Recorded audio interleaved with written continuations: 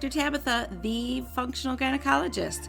I'm a board-certified OBGYN and functional medicine physician. I've embraced the world of functional medicine and wellness through my own personal health journey, and I'm super excited to share my wisdom and unique perspective as it pertains to women's health. So if you're struggling with hormone imbalance, weight gain, period issues, anxiety, insomnia, you name it, then you've come to the right place. I want to be your functional gynecologist. So welcome.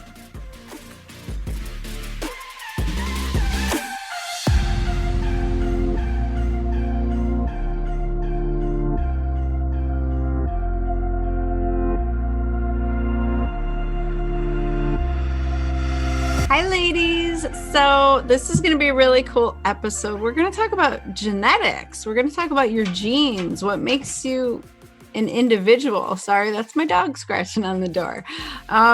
So we all have a unique set of genes. We have the same number, but the way they're put together can be different, and that can affect your health, your well-being, your ability to detoxify alcohol through your liver, the ability to make or utilize hormones, the ability to handle certain foods like caffeine. And the list goes on and on. So epigenetics is really amazing. That is the new study of how our diet and lifestyle turns on our genes. And that is like the new frontier. That's where medicine is going. It's becoming to the point where we can individualize your medical treatments, your health and well-being based on your genetics. And so my guest today, Dr. Shay, is a really awesome doc who is specializing in genetics. So that's what he does. He, meets with you and he does all the functional stuff, asks you about your diet and your lifestyle, but then he starts to do the testing on not only the basic gene panels that you would get from like 23andMe or Ancestry.com, but he goes deeper. He looks at more individualized genetic components that look at inflammation and look at all kinds of details that he's going to explain today. Like, this is all newer to me. I love it. I think it's the wave of the future. I think it's incredible. And so I really wanted him to come on and talk to you about how this affects you as women, how this prevents you from losing weight, how it causes weight gain, how it causes hormone imbalance, how it affects your ability to be able to fall asleep and stay asleep at night. And the list goes on and on. A lot has to do with exercise. I find that really fascinating as well. I did my 23andMe and I was told that I have the genes of an elite runner athlete. Well, I'm not out there doing marathons and I can't. And so what I suspect is I might have some gene variants in the inflammatory realm that is preventing me from doing any long distance running, high endurance training, because when I try to step up my exercise regimen and really take it to the next level, my Hashimoto's kicks in hardcore, which is an inflammatory response. My thyroid gets attacked by my own immune system. And so there's got to be other genes at play, something else that's being activated and causing me to have this bad response when I try to do high intensity exercise, deeper training. So I hope you listen to this episode today because I got really excited and I was like, okay, Dr. Sam, I'm going to do this testing that you offer to your clients. I am going to do all the genetic tests and then I'm going to have you come back live on the show and interpret and help me figure out me, because I think it's really cool and I want to maximize what I'm doing. Like, we know what works for most people. We know what diet is healthy for most people, what exercise is good for most people, but it might not be right for you. So this is a really important episode. I hope you're going to stay tuned, listen all the way through. Um, and I'll have the links in my show notes, but you can find Dr. Sam Shay at drsamshay.com. That's hard to say.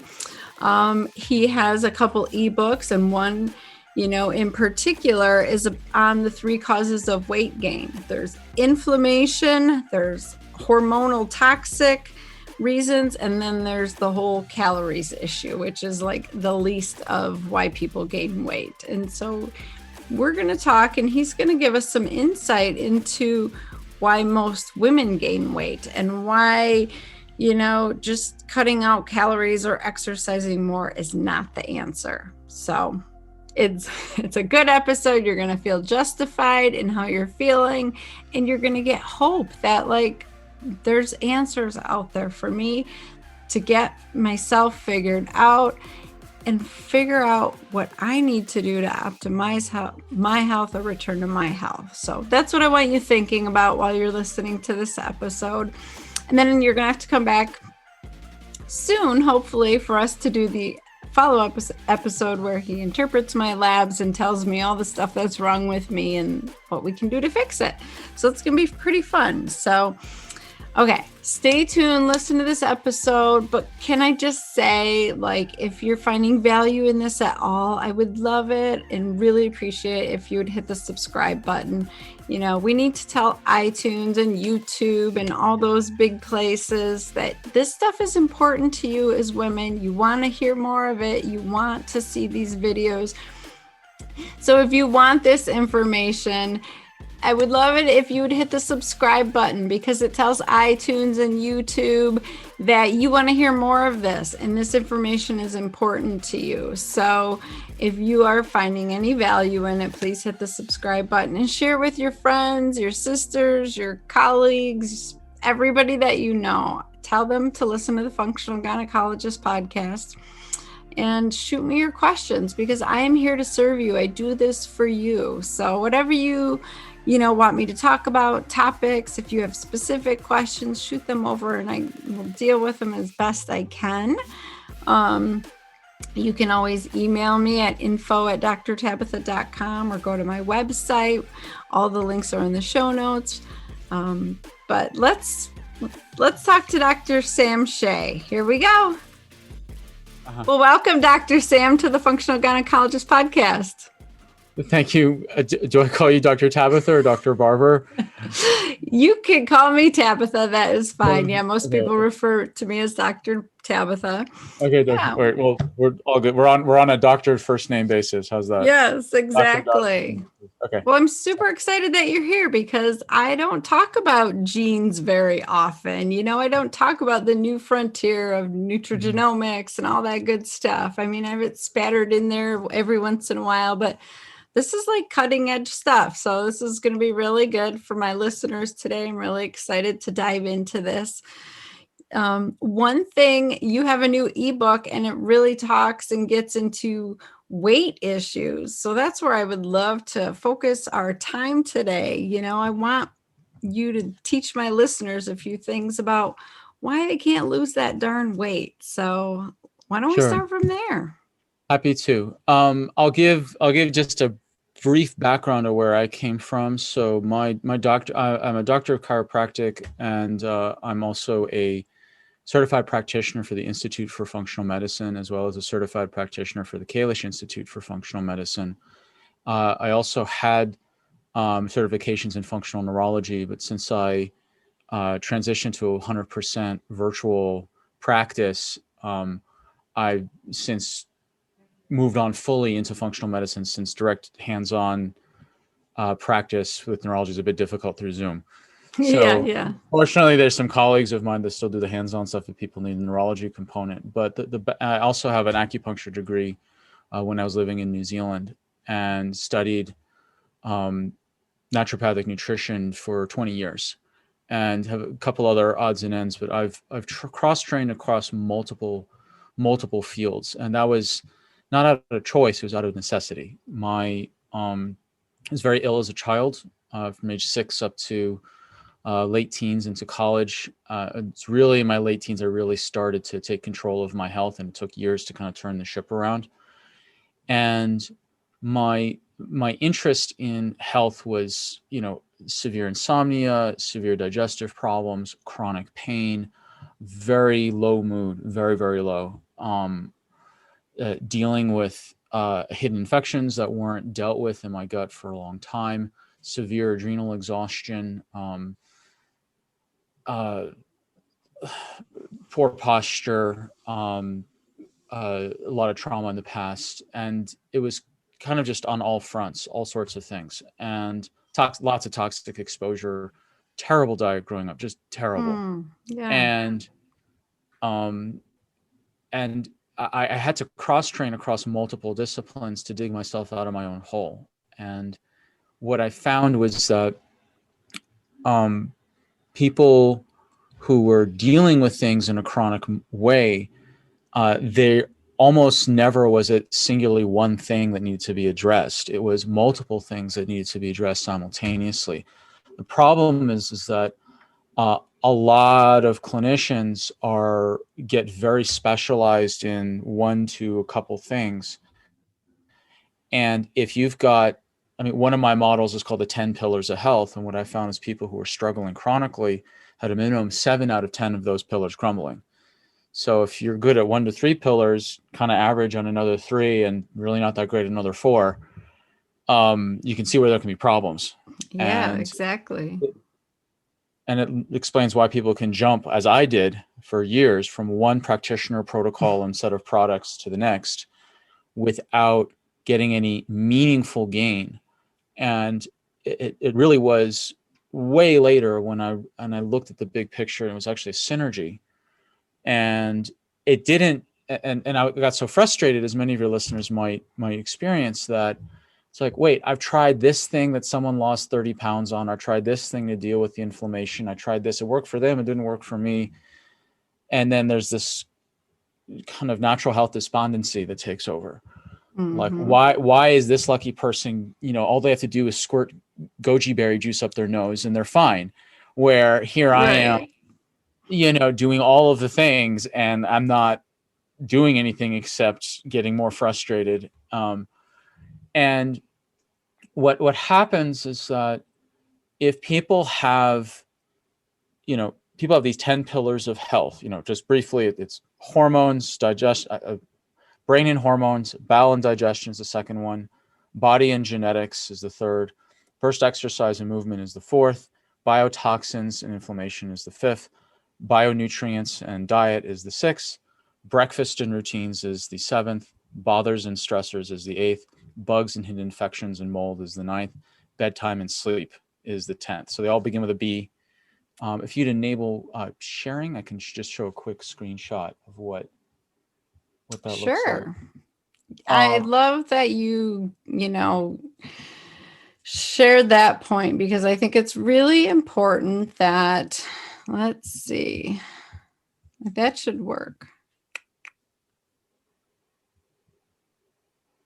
So if you can see my screen, that's the 10 pillars of health. And that's a paradigm I put together from analyzing a lot of clients who had a lot of severe issues going on, whether it's fatigue, hormone, autoimmune, or otherwise. And I put them all with B's to try to make them as memorable as possible. Yeah, and I love that. My approach was, and I had all 10 of these pillars crumbling in spades. And that's why I had to, just constantly go just all over the place and have to cross train. And then once I realized that there were 10 separate pillars, I was no longer frustrated or disillusioned by the, this technique and this tactic and this tool and this product over here, because those things still matter, but they didn't all matter to me in the same way as other people. But when I combined all of them as a synergy, then things got better. So if I'm like sitting on 7 tacks and I remove one of them, technically I'm healthier, but I'm still not feeling any better. That's the whole visual on chasing after all these magic bullets. But if I realize I take all 7 out at once, then I feel so much better. And even though certain people need to remove 1 or 2 tacks and they feel better, and so then they develop a career on teaching people tack removal for those particular tacks, and don't understand why someone like me doesn't get better because they did their tack removal thing and it worked for everyone else, not you. What's going on? So it's Yes, clearly me, you know? exactly, exactly. It's like we send our patients to the GI doctor and we don't understand when their gut doesn't heal, but they're not handling their emotional stressors or their hormone imbalance or their Exactly. diet, you know? So I love that you're making this point. Like everything is interconnected and you Mhm. really have to do the whole work. You have to work on the whole body, mind, and spirit, and you have to address all of the different components, all the systems. We're just a system of systems, essentially. Mhm. And otherwise, you're not going to get to that point of reclaiming your health. So I'm so happy that you found that, you know, and were able to heal yourself and you propelled yourself forward to help others. You know, I think most people who go into functional medicine have their own pain to purpose story. So I love Usually, that. Right? usually, yeah. Yes, exactly. It's a bit of a trope almost, like it I just is know. expected. And so then the question of my no, genes, where do genes fit in all this? And Yeah. so genes, here's another schematic. And I'll just zoom out a little bit. Actually, I'll fit. There we go. So there's a lot on this slide, but it's in my ebooks, and if people, I have 3 free ebooks for people to if, to get, so they can go to my website, drsamshay.com, drsamshay.com, and this particular slide that has the 10 pillars of health in this cycle, they can also get the ebook by texting biohacker, all one word, biohacker, to 33444. So it's biohacker to 33444, and they can get this ebook just sent right to them. This picture basically explains all of the cycle of burnout and chronic disease, all of it. So it starts in the upper left corner with bad lifestyle choices and bad circumstances. So if you're 6 years old and like chronic insomnia, being beaten up in school, being fed SpaghettiOs, you know, sitting all day, uh, you know, stressed out to the max, like, is that a choice or is that a circumstance at age 6? Right. It's a circumstance. Now, if you're 60 and all those things are happening with some very real asterisks where it is actually a circumstance, not a choice. But on balance, usually there's some choices there that were decided on. But the body doesn't make any distinction between whether it's a bad choice or bad circumstance. And regardless of what it was, your choices and circumstances are interpreted through your genetics. And your body has has a combination of 1 to 4 major responses to uh, a bad choice or lifestyle circumstance. It's inflammation, blood sugar dysregulation, free radical damage, or tissue breakdown. So if we're talking about weight, for example, if someone eats, I mean, we just had the holidays, so I know some people listening to this, they've had the experience of like eating a little muffin and then gaining 4 pounds. Now, unless that muffin was last year's Christmas fruitcake, it didn't weigh 4 pounds. Right, right. So what happened was that people eat this little muffin and the body becomes inflamed dealing with all the toxic chemicals, whether it's the gluten in the muffin or the sugar or the risers or the preservatives, or they have other immune responses to it or whatever it is. The inflammatory chemicals kind of really rise in the body, and then the body will retain water to dilute the toxic, damaging inflammatory chemicals in order to buy the liver time to filter them out. So the weight one puts on from this tiny muffin is not calories, it's water retention. That's what the weight is, inflammatory water weight. So then there's the blood sugar dysregulation. So someone could eat something and then genetically they're predisposed to blood sugar dysregulation. So what happens is that their blood sugar level spikes, and then there's a massive draw of the fuel into the cells and are packed in as fat. And then there is a rapid drop in blood sugar, and then someone craves the muffin again, and then their calories then are driven back into the fat cells and becomes this yo-yo cycle. Now, some people genetically are way, way, way, way more vulnerable to that giant insulin swing where you eat a little thing of carbs and suddenly have all this insulin then packs everything in the fat cells. Now, genetically, you can determine this now. And just like with the inflammation, you can do genetics to determine, are you an over-inflamer or an under-clearer of inflammation or an over-propagator of inflammation? So you can either over-initiate inflammation, over-propagate, or under-clear it. Blood sugar, you can check your genetics to see, are you more likely to swing wildly up and down in the insulin levels versus have an even drip. Then you've got the tissue breakdown. And so these are people who, when they have an immune response or an inflammatory response, or even a blood sugar swing, then the body will go into gnawing, chewing up tissue. Like, for example, the gut will then pull out glutamine, as an emergency source. And you just burn through all of your resources really quickly. And then there's free radical damage and the genetic influences there, particularly, I'm sure many people in your audience have heard the term mitochondria. And genetically, it's real important to determine if your mitochondria are uniquely vulnerable to free radicals. And there are very, very specific things that can be done. And it's not just taking, buckets of vitamin C to help with free radicals. I mean, that's actually one of the least effective ways to deal with free radicals. One of the best ways is to get the genes inside the cells to create these enzymes called MNSOD or glutathione peroxidase or catalase for the Scrabble enthusiasts and the health nerds out there listening to this.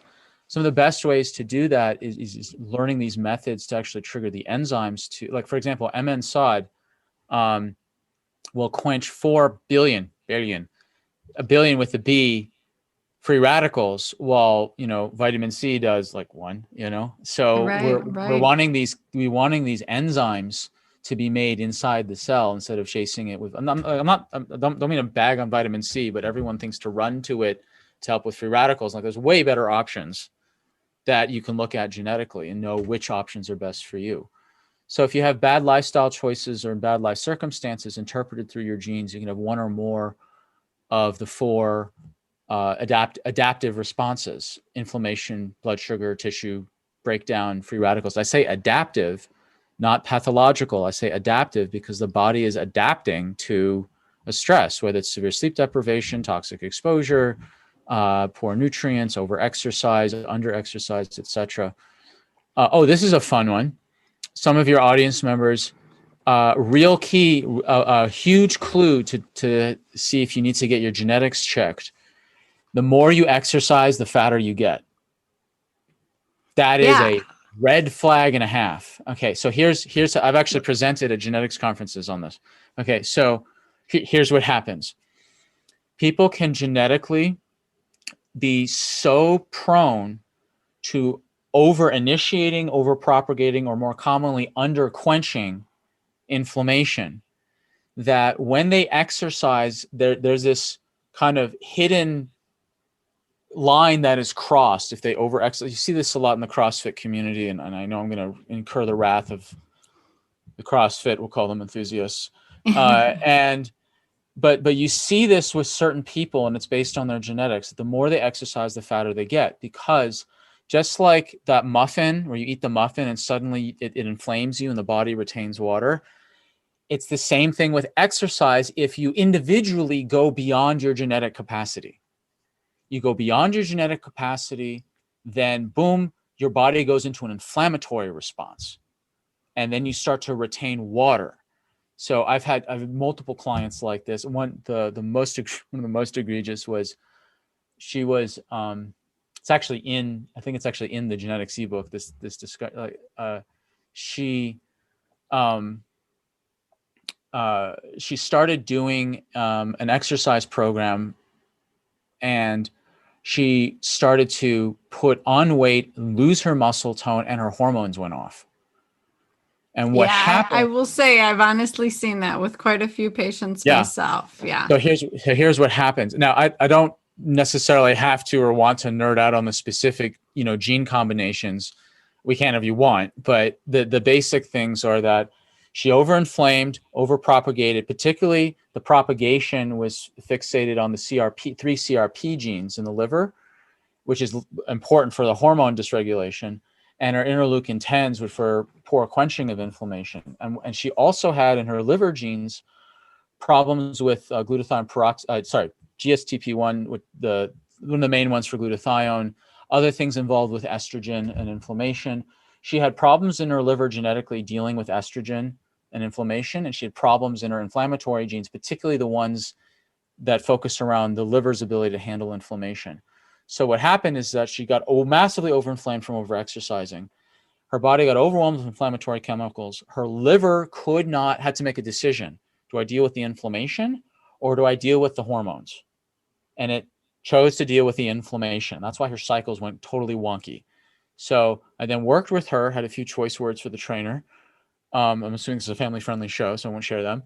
And what happened was that we backed her off of exercise and put her on anti-inflammatory liver supporting diet based on her genes, anti-inflammatory liver supporting nutrients based on her genes, and what she had going on, what she was experiencing, and based on her existing lifestyle, and change those two things, and her muscle tone returned, her weight dropped, her hormones normalized. And we didn't have the information we needed until we actually analyzed the genes, why this was happening. Now, we can run functional tests, which are great. I run functional tests all the time, checking for gut health. I run an advanced mitochondria test called the ion panel, hormones, whether it's a Dutch test or an adrenal test, methylation panel if you want, thyroid, whatever. The two of them, functional and genetics, go together. The functional testing tells you what is happening now in the body. What is genetics is like, how did you get here and where are you going to go? Right. Genetics will never tell you, never in a million years tell you, do you have enough, what's your level of glutamine now? What's your level of B12 now? What's your cortisol levels now? What your thyroid levels are now? What's your basal metabolic rate right now? They don't say that. What they tell you is probabilities, what you can expect, how things ended up in this particular combination, and also give you deep insight based on the best science of the day on what lifestyle changes have been shown to change the expression of the genes you have. So with her, we just used the best science of the day to say, okay, here's not the 400 things you need to do. Here are the 10 things you need to do that will hit on the 40 rogue genes that have been over triggered with inflammation and so on. Yeah. So, and I love that you said there was someone who was doing all the right stuff and they weren't getting the typical results. Would you say that is always a good sign of, hey, we better start looking at your genes? Like, if you're doing all the right stuff, you're making the changes, you're doing what works for most human beings, and you're having the opposite effect. Yeah, it's time to check into that. Check into the genes, and also I recommend people also check their functional testing as well. If they can do both, that's really important because they complement each other, So For sure. It's ideal to do both, but usually when people are struggling with a lot of chronic issues and they're listening to podcasts like yours, they've kind of done one of two forks. They've either gone down the genetics route and got totally overwhelmed by 23 and something, and just like, oh, look, I'll just spit on this thing and this algorithm on my iPhone will just make sure I'm all perfect. And that's not how it works, like, and what they need is someone to actually who really look at them and prioritize which genetic clusters need to be looked at first. Or they've done the functional route where they've looked at whether it's hormones or mitochondria or gut or food intolerances or whatever it is. And they've either looked at only one of those things and not at the whole picture of hormones, gut, and mitochondria at the same time, or they've trying to cobble together labs from 1 year ago, 2 years ago, 5 years ago, and they're Yeah. not actually taking the snapshot now. And then sometimes they've had the snapshot and something that's still not working. Then you got to go look at the genes.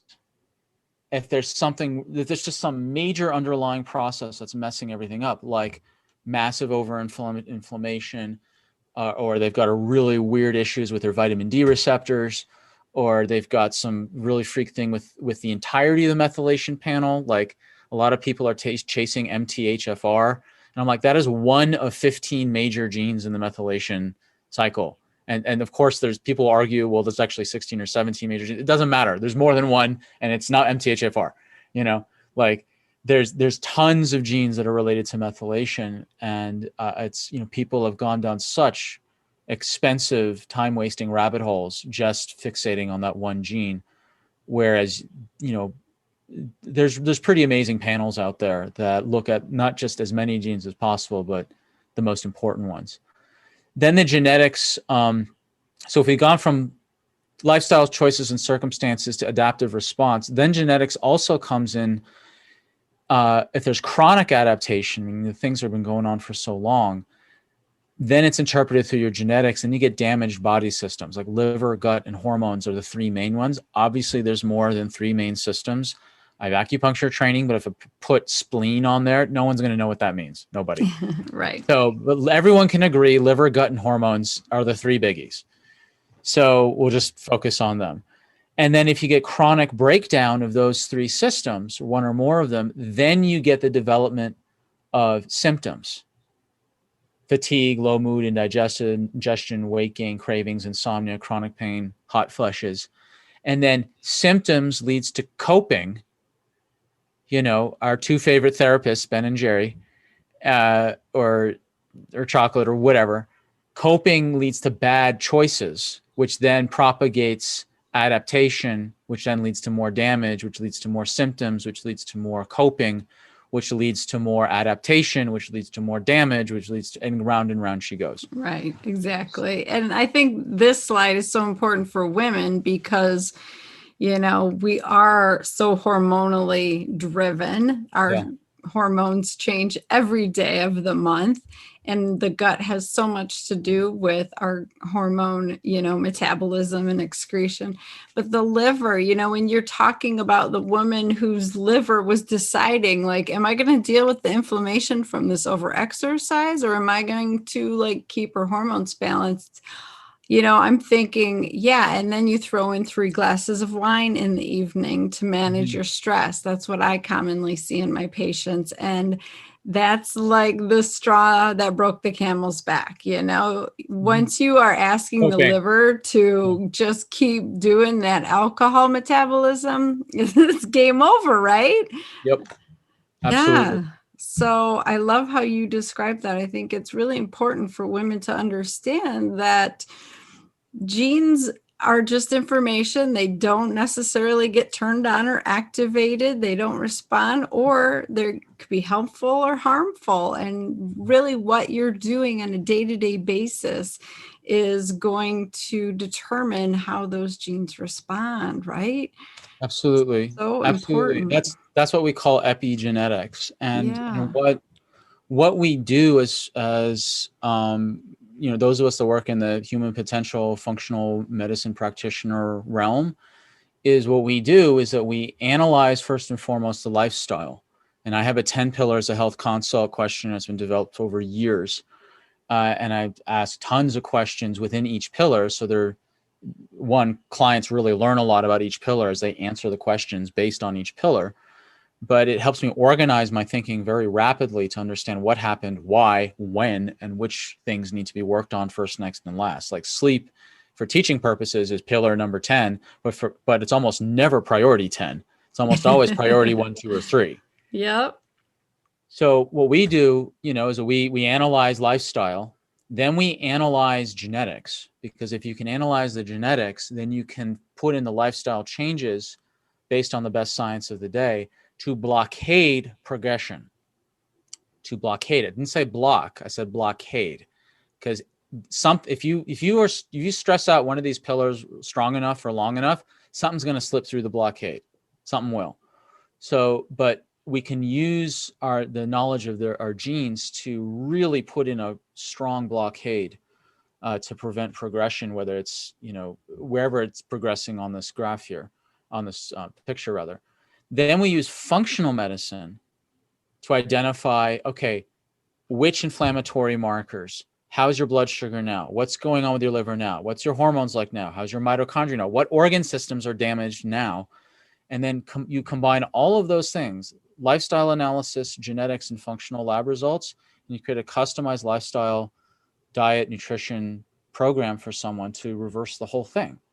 And that is truly a holistic approach, looking at all those things at once. Mm-hmm. And I know for the context of this particular chat, we're talking about genetics. I wanted to just kind of focus in real specifically on what can be done on terms of genetics. So what I'm showing here on this screen is a slide that I put together to explain what epigenetics is. And so epigenetics it's like a traffic light. So you've got red, yellow, green, but the light kind of cones out from where the light's emerging. And so for people that start from a poor genetic role, like they've got a bad variant in their genes, and they're a so-called red dot, meaning that they've got a bad copy from mom and a bad copy from dad. So it's like they're an extra exuberant inflamer. So their baseline is at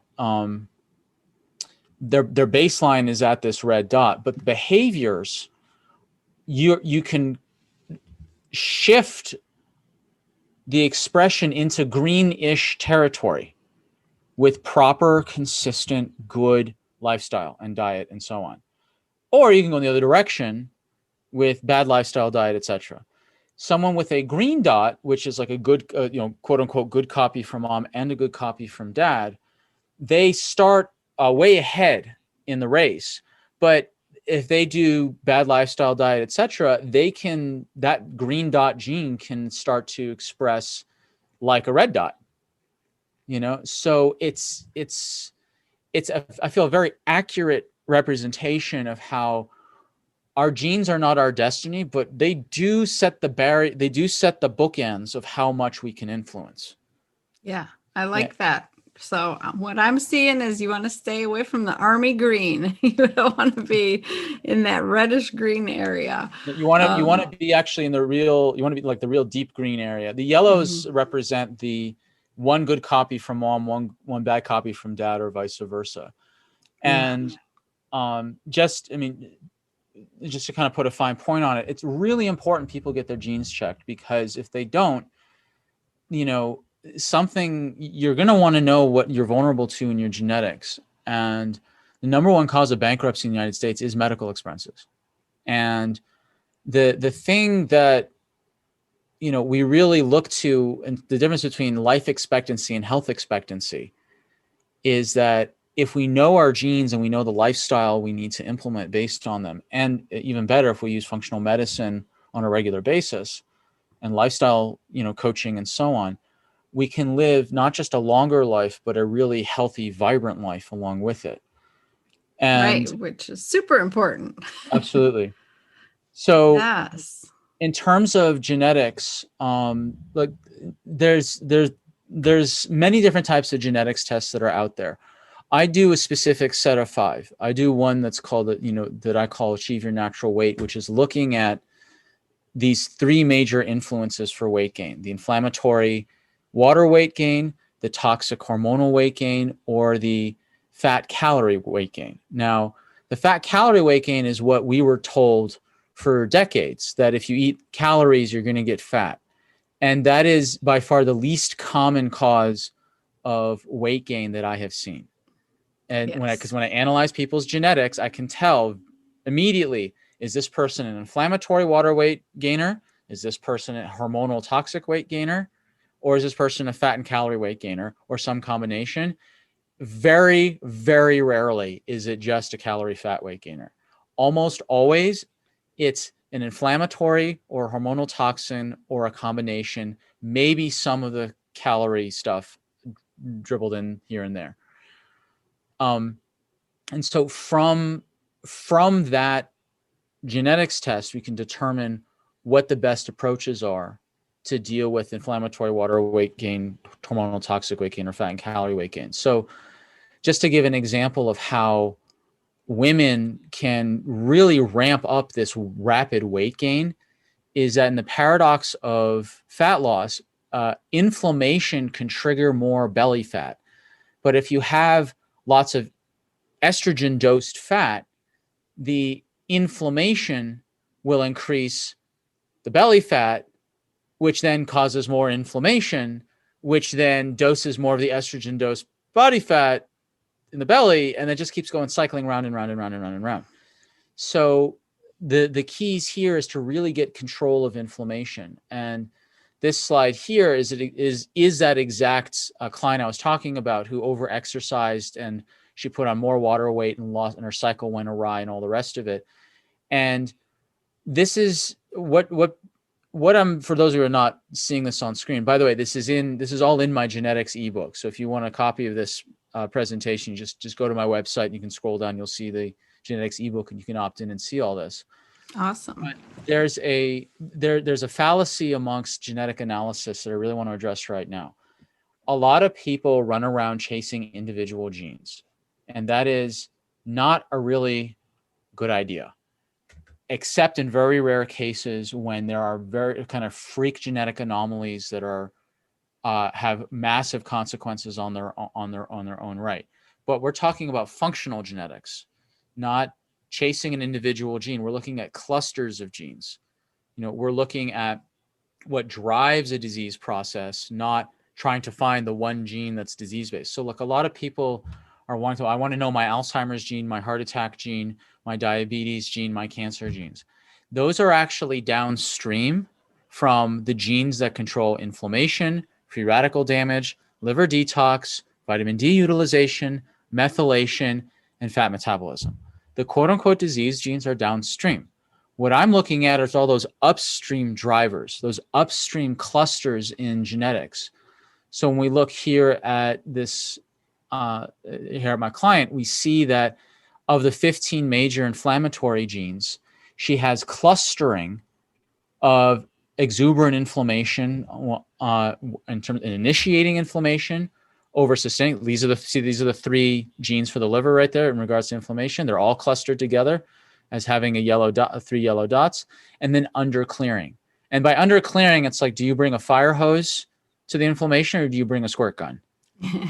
That's really the analogy to think about. And then we look at her toxic hormonal genes. She's 8 major. There's some other genes that are in the panel, like the free radical genes, et cetera. But just in relation to estrogen, there's 8 major liver detox genes. And as you can see, she has 4 of them that have bad variants on them. 3 of the 4 have to do with estrogen metabolism. It's particularly this one in particular, GSTP1, which is like, it's like the linchpin to this whole thing. And then plus, for fun, she's got the HO-1 gene, which is really unfortunate to have, because that thing keeps cycling inflammation. Some sort of weird triangle between that interleukin 1s, interleukin 10s, etc. It's a really unfortunate gene to have, because it just accentuates the whole inflammatory cascade. And what I'm showing here is that I'm looking for patterns, not particulars. She has a pattern of estrogen problems genetically. She has a really bad pattern with inflammation genetically. So what I'm not doing is sending her, 3 lifestyle choices per gene. Instead, what I'm doing is, in her particular case, is we found the fewest number of lifestyle changes that beneficially help the most important genes. So this is an example of part of a chart that I customized for her on this. These are the most important things you need to do in this specific order based on the numbers of genes that are helped by this one intervention. So, one intervention of sulforaphane helped 14 out of the 23 red and yellow dots she had in the first 37 genes she had that were relevant to all of inflammation and liver detox. I just showed you a sample of them before, but she had some others aside from ones I showed you. So like, not here's a list of 300 things, here's a list of 10 things that will help in multiple ways synergistically. So that's the way to help someone with genetics, is look for the patterns that cluster, then find the fewest number of interventions that help all the genes, as many of the genes as you can simultaneously. So it's actually, the solutions are really straightforward. It just takes a lot of analysis to get there. Exactly. So I would say, I recommend everybody get their genes analyzed, but some people have done 23andMe, Ancestry.com, those types of things. Are you able to utilize that information, or is that just the further downstream pathways that you're talking about, just major disease? It's not giving you these. It depends. So it depends on when they did the 23 and Ancestry, and also 23andMe says on their fine print they only guarantee 95% accuracy of those genes. The lab that I use is over 99%. So there's some of the data can be translated, but there's certain genetics tests that can't be because it's not looking for variations. So for example, like the genetics test that I showed you, that's looking for variations. That's the Achieve Your Natural Weight. I also call it the Stop the Clock of the Effects of Aging test, or the Longevity, Health, and Wellbeing test, or the Future Proof Your Brain test.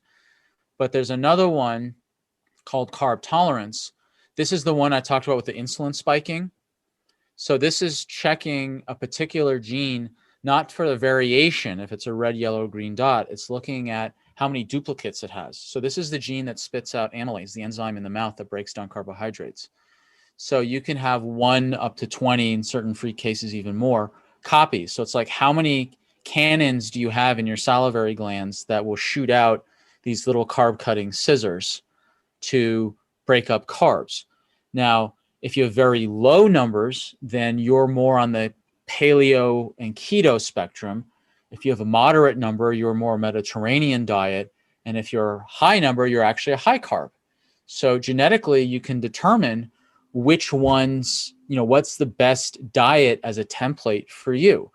For me, I'm a 2. I'm the second lowest carb tolerance you can have, which explained, even though I was teaching nutrition for 15 years at that point, and I had the most Portlandia diet ever, knowing the names of the chickens and the farmers and all the rest of it.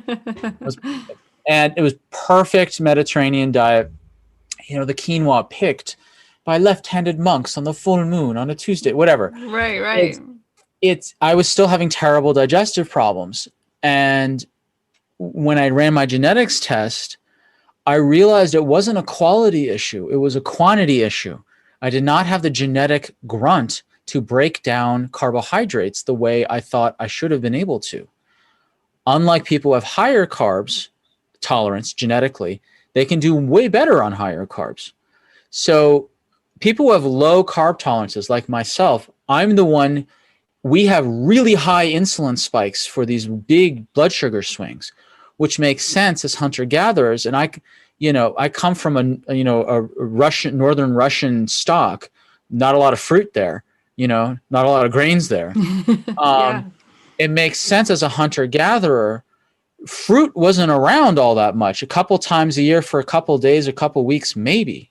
So if you had one apple tree and you had one shot to eat as much as you could before the bears, the bees, the birds, deer, rot, rain, insects, whatever, or other tribe members, whether of your own tribe or someone else's, got there first. And so you had this built-in mechanism to eat something sugary, rapidly put it on as weight, get hungry and hangry and irritable to keep other people away while you keep eating more and more and more, because if you could pack on several thousands of calories in one fruit-based, buffet, you can basically pack on enough calories to help you survive for a week or two, which is, up to 2% of your entire caloric needs, or maybe even more for the year. So this high insulin spiking made total anthropological sense, complete and other anthropological sense. Whereas if you're in a different part of the world where you did have way, way longer exposure to grains, or in a higher tuber environment or high fruit environment or whatever, you can slowly release insulin to just get this, slowly break down the carbs, not go through these massive spikes and all the rest of it, because you didn't need to. Yeah, that is very cool. That is really neat to think about. And I love that we can finally figure that out about ourselves, Yeah, no right? kidding. So that's No very kidding. cool. So I am going to totally do this test and see, if it makes sense with what I found out that my body needs and figured out. And so stay tuned, everybody. I'm going to do this test. This is pretty cool. I love this idea. You can't do this one off 23andMe or Ancestry because it's not looking for variations. It's looking for duplicates. It's a very specialized genetics test that requires a separate swab. Mm-hmm. And, there's very, very few people in the States that are, qualified to actually run this thing. So I happen to be one of them. So it's not something that can translate over. Some of the tests can be. I do prefer to do a fresh swab, though, for the other tests because of that 99% accuracy. And then sometimes the Ancestry or the 23 are missing some of the key genes that I'm looking for. Then there's trigger foods, looking at what is your relationship to what I call the 5 food groups? I say ironically, gluten, dairy, alcohol, caffeine, and salt. And this is one that's really important, particularly in the Western diet, to get a real honest appraisal of how you genetically respond to many things that are in our diet. And I find that, 80% of the time when I run this on people, there is one of these 5 things that has a drastic shift on their lifestyle going forward. So for me, it was coffee. I was a red dot in caffeine tolerance.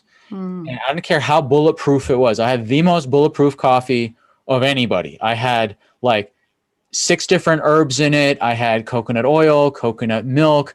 I had all these other spices in it to make it like this totally like dense thing. And I was still getting anxiety and depression about 2 hours later. So some people like me are vulnerable to caffeine-induced anxiety and depression because I can't metabolize it properly. And I was in denial. I was in real denial, Tabatha, about how caffeine affected me. And once I got this test back and I really sat back and got off my, coconut oil and coffee high horse, I realized that for me personally, based on my unique genetics, this is not a good idea. Caffeine is not a good idea for me. It can be fine for other people, but it's certainly not for me. So that was the meaningful shift in my universe based on genetics. Then there's the vitamin D absorption genes. Now, there's 11 key genes that are involved in this, but the ones people don't know about are called the vitamin D receptors. And those are the ones that, getting vitamin D into the blood is one thing, whether it's from sun supplements or food, but getting it into the cells is another. And people have red dots or yellow dots in their VDR genes. That's a problem because you can have getting it into the cells is what matters. Vitamin D affects 3 to 5% of the human genome, most of it related to inflammation control and immune system. Just like we've learned, Rhonda Patrick said, Dr. Rhonda Patrick, 98% of people who ended up on ventilators were deficient in vitamin D. So this test is, important in today's day and age. And yes, especially in my neck of the woods. I'm up in Michigan and we are so vitamin D deficient all day, every day. I'm like putting people on vitamin D and there's there's some patients that you can be throwing 5 and 10,000 IUs at them every day and their levels aren't increasing. They're not feeling better. They're not changing. And so I love this idea of digging deeper. So here's what I propose, Dr. Sam. I want to do this testing with you, and I want to bring you back on so that we can talk about my results. And I think that would be a really fun episode because I'd be interested to see. We ran out of time, but I want to talk more about Hashimoto's because a lot of women with, chronic thyroid disease and attack on their thyroid can't tolerate heavy intensity exercise. And so I'm just like thinking about that in my head, like, is that directly related to what you were talking about before with the inflammation genes? So literally the person I'm going to talk to in 5 minutes has Hashimoto's. Like that's literally the client. So do I. So yeah. Hopefully it's not the same person. That'd be an awkward phone call to have both of us on the same time. No, but yeah, let's do that. Let's have me get the test. We'll have you come back on. You can interpret the results and teach my listeners, like, what the heck's up with me? Be happy to. That'd be fun. You go over it live, and that'd be fun. Be happy to do that. Okay, I love it. Well, thank you so much for all this information. Share where my listeners can find you and connect with you. So it's drsamshay.com, drsamshay.com. And there you'll find loads of information, the 3 free ebooks, other resources you can look at, descriptions of the different testing, lists, my bio, lists of other podcasts and summits that I've been on varying topics. And soon also, I also do stand-up comedy as a hobby.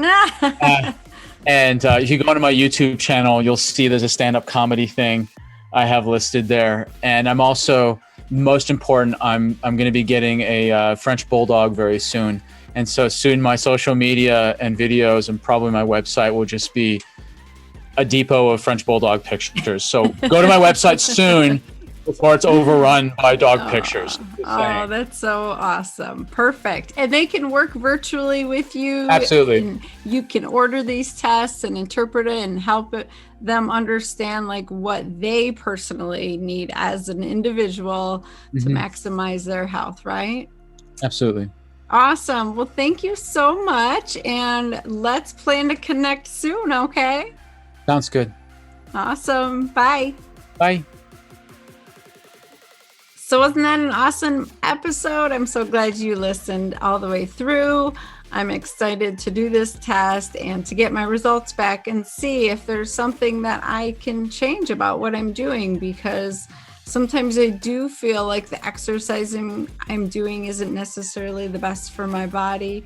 I feel like I have my food figured out, but maybe not, and then the thought of giving up caffeine, that kind of stuff, is like, ooh, that's a big deal. So I'm really excited to see what my genes say about what I'm doing to my body. So that's going to be cool. I hope you'll come back and listen to that episode as we go over my results and see what I can do to optimize my health even more. So if you want to work with Dr. Sam at all, the links are in the show notes. Don't hesitate to reach out to him or me. There are answers out there. You do not have to continue to struggle and not make any strides. It's not okay for you to be in pain every day, to have gut issues, to not have energy, to feel hormonally imbalanced, to be depressed, to have anxiety, to not sleep. Like, those are the big ones that I handle with my patients every day, all day long. And it's not okay. And there's hope, because every day in my practice, I see women turn it around. I guide them to a different way, and we figure out what works for them, and we get to the root cause of the issues, and we turn it around. And so I am living proof that there's hope. You don't have to be miserable. You can be amazing and enjoy your life. So I really encourage you to reach out to me or Dr. Sam or a functional gynecologist or functional practitioner in your area. Like, just don't settle, okay? So, and shoot me your questions because I want to serve you. I'm here for you. All right, so check out my show notes and hit the subscribe. If you'd leave me a 5-star review, that would be amazing, but only if you're feeling it. So I hope you have a kick-ass week, ladies, because we are here to do big things, important things. We're here to lift each other up and support each other. And it's hard to do all that kick-ass work when you're not feeling so hot, right? So support yourself in addition to supporting your sisters. But support yourself, love yourself, give yourself some time, some attention, and you'll be amazed at how much you get in return. So, all right, go have an awesome week, and I'll talk to you soon. Bye.